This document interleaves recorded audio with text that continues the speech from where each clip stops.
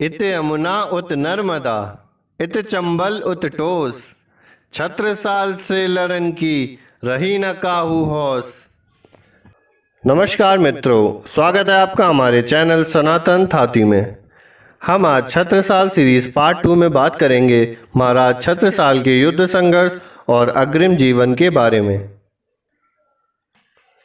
औरंगजेब छत्रसाल को पराजित करने में जब सफल नहीं हो पाया तो उसने रणदुलह के नेतृत्व में 30,000 सैनिकों की टुकड़ी मुगल सरदारों के साथ छत्रसाल का पीछा करने के लिए भेजी थी।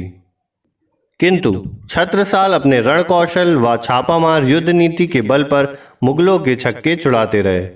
छत्रसाल को मालूम था कि मुगल छलपूर्ण घेराबंदी में सिद्धस्त हैं, क्योंकि उनके पिता चंपत राय भी मुगलों से धोखा खा चुके थे।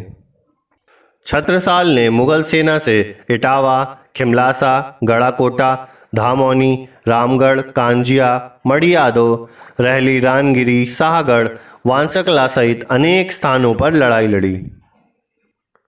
छत्रसाल की शक्ति बढ़ती ही गई, यहाँ तक कि बंदी बनाए हुए मुगल सरदारों से छत्रसाल ने दंड वसूला और उन्हें मुक्त कर दिया।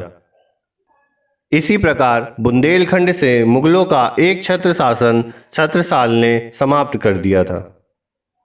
छत्रसाल बुंदेला के राष्ट्रप्रेम, वीरता और हिंदुत्व के कारण छत्रसाल बुंदेला ने भारी समर्थन प्राप्त किया। छत्रसाल बुंदेला ने एक विशाल सेना तैयार की जिसमें 72 प्रमुख सरदार थे।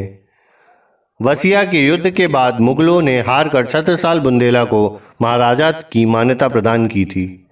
तत्पश्चात छत्रसाल बुंदेला ने कलिंजर का किला भी जीता और मानधाता को किलेदार घोषित किया।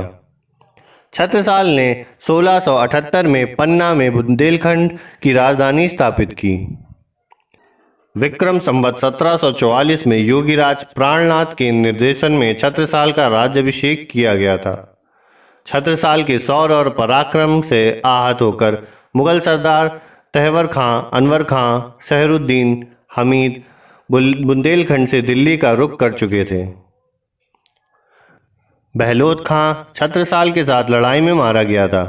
मुराद खां, दले खां, सैयद अफगान जैसे सिपह सलार बुंदेला वीरों से पराजित होकर भाग गए थे।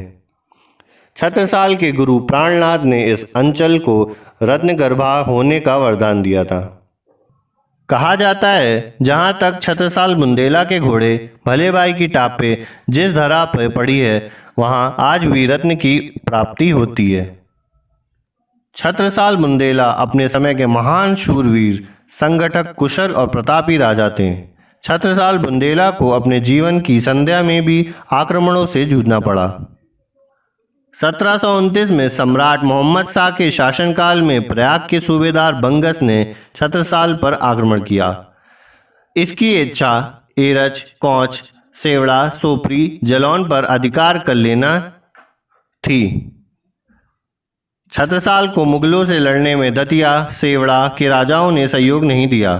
तब छत्रसाल बुंदेला ने बाजीराव पेशवा को संदेश भेजा, जो गतिमयी गजेंद्र की सो गति पहुंची आए, बाजी आज बुंदेल की राखो बाजीराव।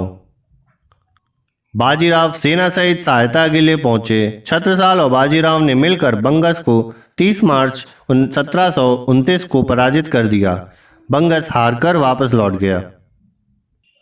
महाराज छत्रसाल की रानी पत्नी रूहानी बाई से उन्हें एक पुत्री थी, मस्तानी बाई।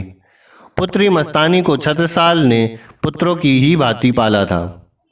मस्तानी बाजीराव से प्रेम करने लगी तो छत्रसाल ने पुत्री मस्तानी का बाजीराव प्रथम से विवाह संपन्न किया। छत्रसाल और बाजीराव के बीच संबंध पिता पुत्र जैसे थे। 20 दिसंबर 1731 को मृत्यु के पहले ही छत्रसाल ने महोबा और उसके आसपास का क्षेत्र बाजीराव प्रथम को सौंप दिया था। महाराजा छत्रसाल साहित्य के प्रेमी एवं संरक्षक थे। कई प्रसिद्ध कवि उनके दरबार में रहते थे। कवि भूषण उनमें से एक थे जिन्होंने छत्रसाल दशक लिखा था। इनके अलावा लाल कवि बच्ची हंसराज भी थे। वे साहित्य के इतने बड़े प्रेमी थे कि वे स्वयं भी साहित्य रचनाएं किया करते थे। कहा जाता है कि इनकी तलवार चमकती थी, वैसे ही इनकी लेखनी भी चमकती थी।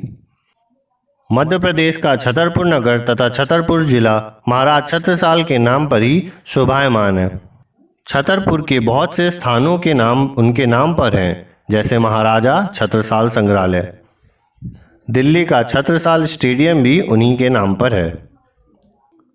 छत्रसाल की मृत्युपरांत उनके पुत्रों ने पन्ना, जैतपुर, अजयगढ़, बिजवाड़, चरखरी, छतरपुर और जासों का राज संभाल लिया। आज के लिए बस इतना ही। फिर लौटेंगे एक नए इतिहास के साथ। जय हिंद, जय भारत।